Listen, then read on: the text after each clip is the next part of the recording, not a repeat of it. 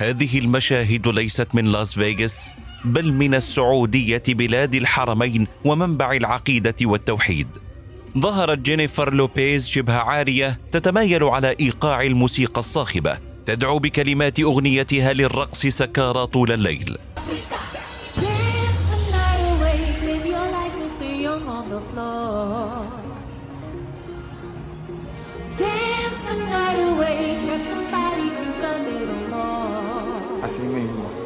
مشهد ما كنت تتخيل رؤيته في مهبط الوحي ومهد التوحيد.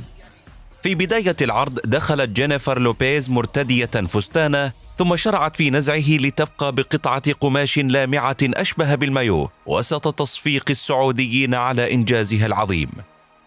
بعد جيلو صعدت إلى المسرح الفنانة الأمريكية كاميلا كابيلو، ثم نانسي عجرم، وفي الختام سيلين ديون. في الأثناء كانت عارضات الأزياء العاريات يتمخترن ذهابا وإيابا، يعرضن أجسادهن وفساتينهن الشفافة. أين أولو الألباب لوقف هذه المهزلة؟ هكذا تساءل ملايين المسلمين مذهولين لتحويل بلاد الحرمين لمرقص باسم العودة إلى ما كنا عليه. نحن فقط نعود إلى ما كنا عليه. هل يكون التحديث بالعري والرقص بالمايوهات على الموسيقى الصاخبة؟